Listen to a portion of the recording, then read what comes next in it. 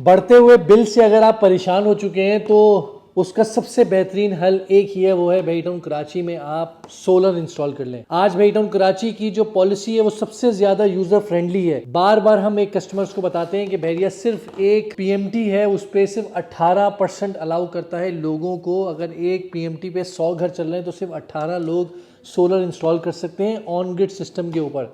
तो आज मैं आप लोगों को वेहीटाउन कराची में ऑन ग्रिड सिस्टम के ऊपर इंफॉर्मेशन देने वाला हूं, तो वीडियो को एंड तक जरूर देखें। सबसे पहले हम बात कर लेते हैं कि बहरिया में आप कितना किलोवाट जो है वो लगा सकते हैं, क्योंकि अगर आप नॉर्मल कराची शहर में तो वहाँ तो कोई लिमिटेशन ही नहीं है ना, आपका जितना दिल करे जितनी बड़ी छत है आप लगाते रहें। लेकिन यहाँ बहरिया में ऐसा नहीं है। अगर आपका 125 गज का, चाहे आपने प्राइवेट विला बनाया हुआ है, चाहे बहरिया के आपके बहरिया होम्स जिसको हम इकबाल विला कहते हैं, कायद विला कहते हैं, 10A के विला, 11A के विला, 27 के विला, ये सारे विलास जो हैं इसमें सिर्फ और सिर्फ 5 किलोवाट का सिस्टम जो है वो बहरिया अलाउ करता है।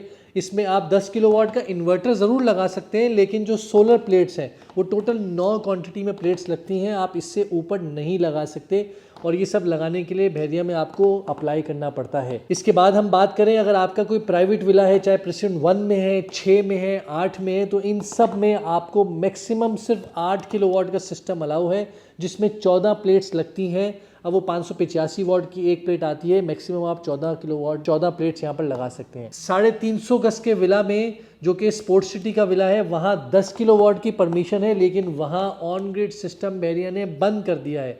वहाँ जो भी कस्टमर लगाएगा वो ऑफ ग्रिड सिस्टम लगाएगा।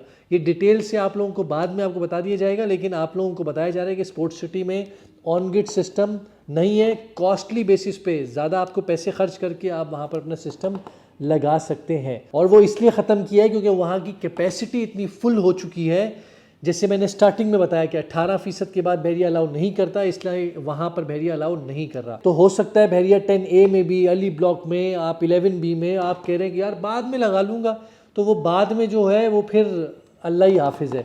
बहरिया जब खुदाफिज कहेगा तो फिर आप लोगों को होगा कि यार ये क्या, बहरिया की तो पॉलिसी बड़ी गलत है। इसलिए हम बार बार लोगों को बताते रहते हैं कि भाई ये पॉलिसी है, इससे फ़ायदा आज उठा लो। 500 गज की बात की जाए तो 500 गज में चाहे आपका प्राइवेट विला बना हुआ है, चाहे आप बहरिया पैराडाइज जो बहरिया के बने हुए विलास है, वहाँ पर आप लोगों को 15 किलोवाट का सिस्टम अलाउ है, वो भी ऑन ग्रिड में। तो ये भी जिन लोगों ने अभी तक नहीं लगाया, जिनके घर अंडर कंस्ट्रक्शन है, ये इमीडिएट बेसिस के ऊपर इसके ऊपर एक्शन ले लें, अदरवाइज़ बाद में वही कैपेसिटी फुल होने की वजह से आपको मौका नहीं दिया जाएगा।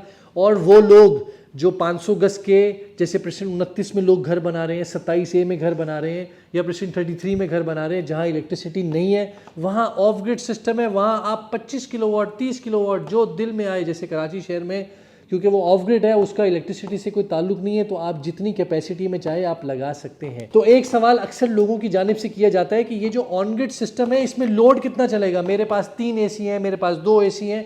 तो इसलिए इसमें मैं थोड़ी सी क्लैरिटी आप लोगों को देता जाऊँ कि जो ऑन ग्रिड सिस्टम होता है ना, उसमें आपका लोड से कोई ताल्लुक नहीं है, उसका ताल्लुक आपके यूनिट से है कि आपकी जो यूनिट्स हैं वो सिर्फ प्रोड्यूस करेगा। महाना एक अप्रॉक्स में आइडिया देता हूँ, जैसे 125 गज का जो विला है उसमें 600 यूनिट वो प्रोड्यूस करेगा।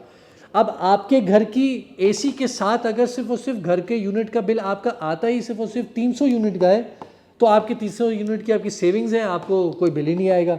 लेकिन अगर आपकी कंजप्शन जो है वो 300-600 यूनिट से ज़्यादा है, या आपकी कंजप्शन रात में सबसे ज़्यादा है, तो आपके ऊपर बिल ज़रूर आएगा। तो ये सारी कैलकुलेशन है। तो इसके लिए मैं उम्मीद करूँगा जिन लोगों को बहरिया में लगाना है या कोई इंक्वायरी चाहिए वो ज़रूर हमसे रब्ता करें। और हम बार बार एक और चीज़ बताते हैं कि जिन लोगों ने रेंट पर दिया हुआ है वो अपना रेंट इंक्रीज़ कर सकते हैं। ये सोलर लगाने के बाद लोग बहुत ज़्यादा एतराज़ करते हैं कि वो कंजप्शन नहीं कर रहा होगा, वो यूँ नहीं कर रहा होगा। हर किसी की अपनी एक राय है।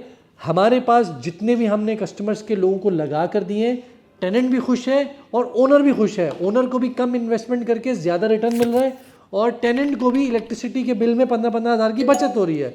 समझने वाली बात है अगर आप समझना चाहें तो मैं उम्मीद करता हूं जो लोग सोलर में इंटरेस्टेड हैं वो नीचे दिए हुए नंबर पर रब्ता करेंगे और हमसे इसके बारे में ज़रूर इंक्वायरी लेंगे। खुदा हाफ़िज़।